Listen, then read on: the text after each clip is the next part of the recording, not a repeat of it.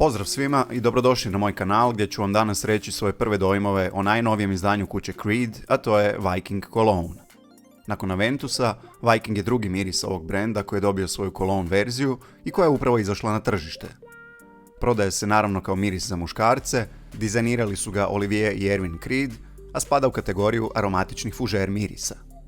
Cijene parfema variraju i najskuplje je u Americi gdje ćete 50 ml platiti $335, a 100 ml čak $445. U Velikoj Britaniji cijene su oko 200 i 280 eura, a u Europi 180 i 255 eura. Najpovoljnije cijene za sve Creed parfeme su u Parizu na adresi noseparis.com gdje ovaj miris možete kupiti po cijenama od 165 i 225 eura. Oznaka Cologne ili Cologne se inače koristi za mirise sa 2 do 4% parfemskih ulja, ali koncentracija ovog mirisa je zapravo eau de parfum. Svojim imenom samo sugerira svježinu koju su imale tradicionalne muške kolonjske vode, a koje su dobile ime po francuskom nazivu za grad Köln, gdje je brand 4711 počeo s proizvodnjom parfema još daleke 1792. godine. Prije nego vam nešto kažem o ovom parfemu, želim reći kako nisam veliki obožavatelj originalnog Vikinga, iako se radi o odličnom i kvalitetnom mirisu, ali koji je za moj ukus previše papren, oštar i začinjen, s vrlo izraženom notom mente i prilično je old school, ali kvaliteta sastojaka je sjajna, a takvi su mu i trajnost i projekcija. Iz tog razloga me je zanimalo u kojem smjeru su otišli s Cologne verzijom i koliko Cologne verzija sliči originalu.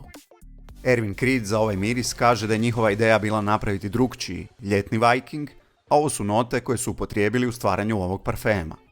Gornje note su bergamot, limun, mandarina i ružičasti papar. Srednje note su geranija, lavanda, muškatni oraščić, ružmarin i kadulja, a bazne note su sandalovina, olibanum, pačuli, cedrovina i vetiver. Otvaranje donosi svježu i čistu kombinaciju voćnih nota bergamota, limuna i mandarine, od kojih je mandarina nekako najistaknutija, a nota ružičastog papra je vrlo blaga, zapravo neusporedivo blaža nego u originalnom Vikingu. Iskreno, ovaj flanker nema skoro ništa zajedničko s originalom. Da vam netko stavi povez na oči i na jednu ruku stavi originalni Viking, a na drugu Viking Cologne, nikad ne biste pogodili da se radi o originalu i flankeru. Cologne uopće nema tu oštrinu, nema ni dvostruku dozu papra u kombinaciji s mentom, dapače, prije će vas u otvaranju podsjetiti čak i na Aventus Cologne nego na Viking, ali miris koji mi je odmah pao na pamet nakon prvih par minuta je definitivno rođa Oligarh. Odmah ću se ograditi i reći da nisu identični jer kod Oligarha u otvaranju dominira nota limuna i Oligarh je u otvaranju svjetliji i svježiji, ali ako se moram izraziti u postocima, otprilike su 70% slični. Viking Cologne, osim što donosi citrusne note, u otvaranju lagano miriši po sapunu, zahvaljujući kombinaciji ružičastog papra i lavande, čije se note vrlo brzo počinju razvijati i odmah postaje jasno da je ovaj miris zamišljen kao ljetni jer je stvoren kako bi vas ohladio na velikim vrućinama. Note bergamota, limuna i mandarine dominiraju otprilike prvih 15 minuta, a onda se počinju postepeno povlačiti dok na scenu stupaju aromatične note lavande koja dominira, a zatim i note kadulje, ružmarina i muškatnog oraščića, dok je nota geranije, koja u mnogim parfemima često podsjeća na ružu, u ovom mirisu vrlo svježa i slična menti. U razvoju parfema, Viking Cologne miriši kao pjena za brijanje s mirisom lavande i mentola i spoj svih nota djeluje dosta hladno i osvježavajuće, s iznimkom note muškatnog oraščića, koji kombinaciji ipak daje dašak topline. U toj fazi, unutar prvih sat vremena, miris je dijelom aromatičan, dijelom kremast i donosi određenu dozu slatkoće. Kremast je najvjerojatnije zahvaljujući noti sandalovine, koja se nazire ispod svih tih aromatično-biljnih elemenata, ali cijela kompozicija i dalje nimalo ne podsjeća na originalni Viking. Nakon sat i pol, Viking Cologne ulazi u dry down, gdje se napokon pojavljuju drveni elementi cedrovine, a dosta je primjetna i suha i drvenasta nota vetivera, a kladio bih se da je negdje u bazi skrivena je nota ambroksana. I sada dolazimo do bolne točke ovog mirisa, a to su performanse. Već nakon sat vremena, miris se na mojoj koži osjeti samo ako stavim nos doslovno 2 cm od mjesta gdje sam ga nanio, a nakon 3 sata moram nasloniti nos direktno na kožu da bih bilo što osjetio. Najtužnije od svega to što u toj fazi kada je miris jedva primjetan, on ostaje na koži još nekih 5-6 sati, ali to je praktički potpuno beskorisno jer to ne osjećate niti vi, a kamoli ljudi oko vas.